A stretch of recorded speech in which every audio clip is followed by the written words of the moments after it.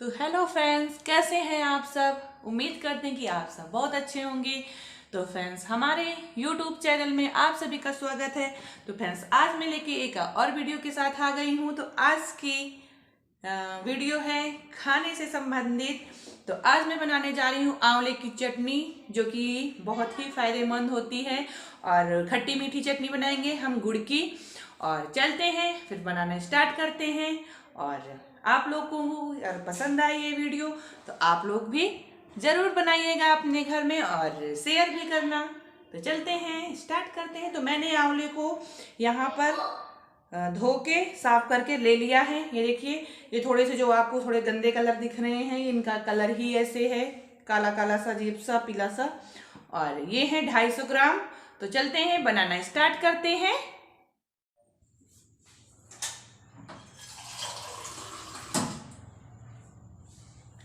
और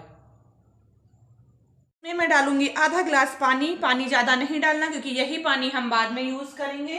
तो मैंने पानी डाल दिया है। और इसमें मुझे डालना है हल्दी, थोड़ा सा कलर आने के लिए थोड़ा सा हल्दी डालना है। और हल्का सा बस नमक डालना है। तो ये हल्का सा मैंने ये नमक डाल दिया।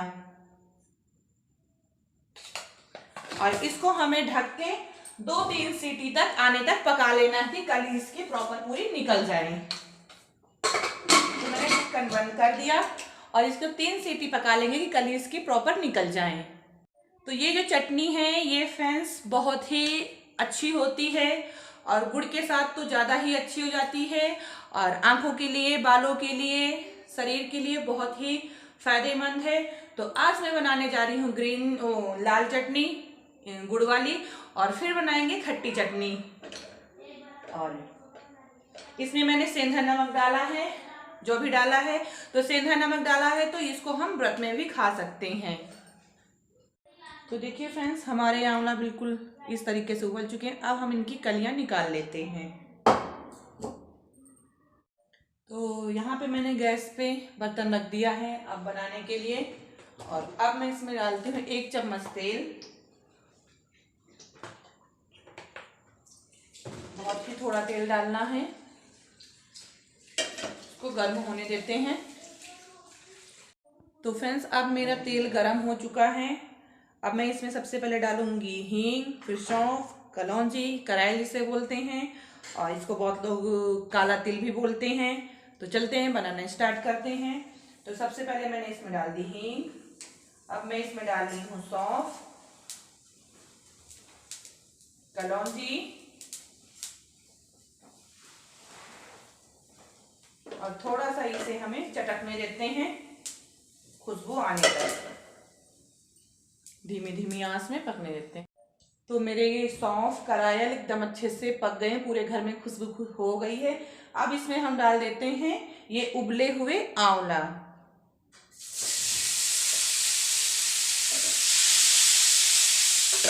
और इसी के साथ हम डाल देते हैं इसमें कुटी हुई काली मिर्च और काला नमक थोड़ा सा, और ये लाल मिर्च पिसी हुई।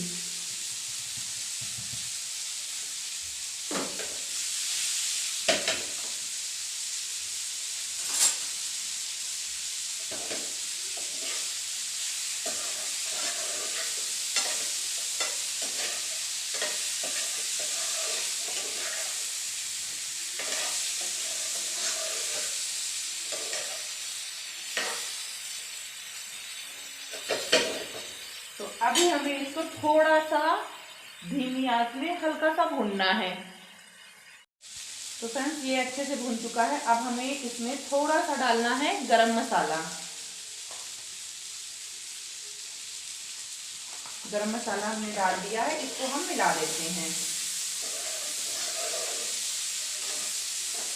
और अब इसमें हम डाल देते हैं पानी। तो ये वही पानी है जो हमने उबालते समय डाला था, इतना है, इसको डाल देते हैं।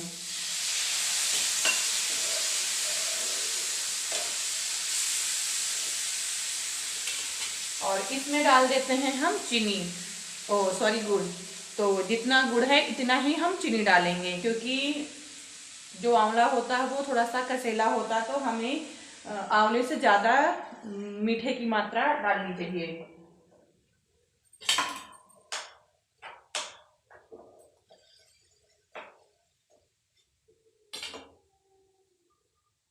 उतना ही मैंने चीनी ले लिया है। अगर मिश्री मिल जाए तो आप मिश्री भी डाल सकते हैं, बहुत ही बढ़िया रहेगा।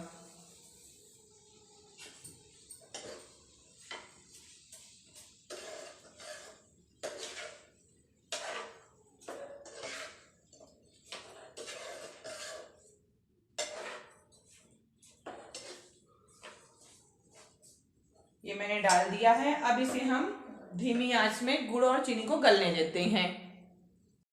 तो फ्रेंड्स, अब इसमें डालना है भुना हुआ जीरा। तो मैं भुना हुआ जीरा इस ऊपर से डाल देती हूँ।